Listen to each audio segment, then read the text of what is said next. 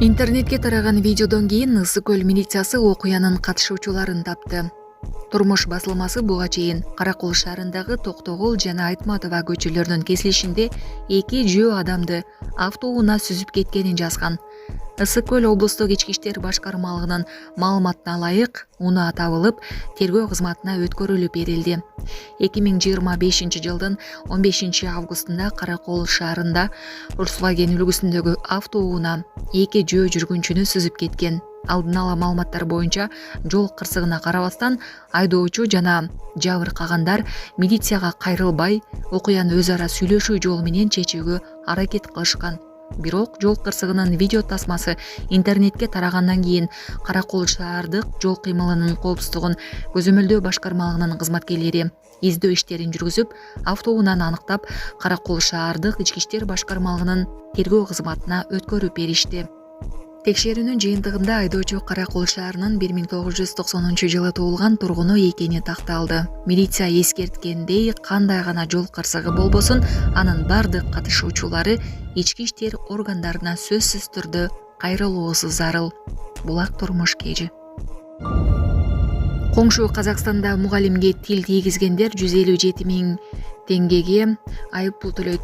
Коңшу Казакстанда мугалимди кордогон, тил тийгизген адамдар үчүн жаңы мыйзам кабыл алынды. Эми мындай аракеттер үчүн 157 000 теңге айыппул төлөшү керек. Мындан сырткары социалдык тармактарда жала тагуу же мугалимди соттук деңгээлде кордоо кылмыш катары каралат. Сиз бул мыйзамды колдойт белеңиз. Саламатсыздарбы, урматтуу мекендештер, өзүңүздөргө белгилүү болгондой, Москва шаарында рейдтер, массалык кармоолор күч алууда. Андыктан документи жок жүрүүдөн абайлаңыз. Эң башкысы официалдуу адамдарга кайрылыңыздар. Таза регистрация мыйзамдуу түрдө даярдайбыз. Мөөнөт өтүп кетсе, базадан чыгып кетсе, Сахарова карточка, ДМС, ННН, СНИЛС, ОМС, медкарта, трудовой договор, кара тизмеден текшерүү, деги эле иш кагаздарда кандай көйгөй болбосун кайрылыңыздар. Байланыш телефону +7 915 126 73 29. Сокулуктун Кожомкул айылында жол кырсыгы орун алды. Чүй облусунун Сокулук районуна караштуу Кожомкул айылында жол кырсыгы орун алды. Бул тууралуу аймактык кабарчыга күбөлөр билдиришти. Маалыматка караганда, окуя бүгүн 20 сентябрда Бишкек Карабалта унаа жолунда катталган.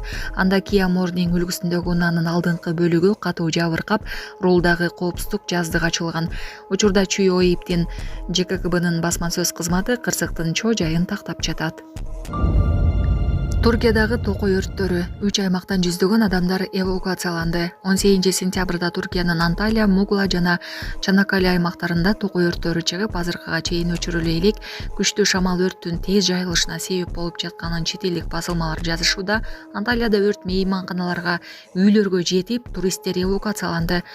Муглада шамалдан улам өрт күчөп, 100дөн ашык үйдөн 350дөн ашык адам көчүрүлдү. Өрттү өчүрүүгө 13 як, 12 тегучак, 500дөн ашык кызматкер тартылды. Чанаккаледе да жаңы өрт катталып, ал токойго жайылган. Анталияда 200 гектардан ашык токой күйүп кетти. Өрттүн себептери такталууда. Ассаламу алейкум, урматтуу кыргыз элим. Биз ошо жол кырсыгына кабылып, авариядан кийин ошо балам оорукчан болуп калды. Балам жашы 4 жашта, баса албай, сүйлөй албай калган эле. Азыркы учурда кичине сүйлөп кыймылдап калды. Ушул акыркы операциясы сиздерден сураныч.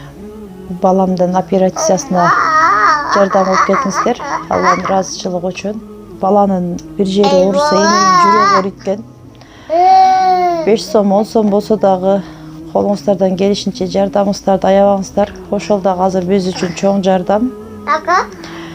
Биздин ушул акыркы операциябыз ушунда үмүтүбүз чоң. Балам басып кетет деген ойдомун. Балам башынан 3 жолу операция болгон. Башында аппарат менен, ошо аппарат менен жашап жатат. Кредиттер Мбанк 593 31 97 кымбат К деп чыгат. О деньги баланс дагы бар ушул номерде. Россия өлкөсүнөн котором дегендерге Сбербанк 7807 Кундузай деп чыгат, өзүмдүн сиңдим.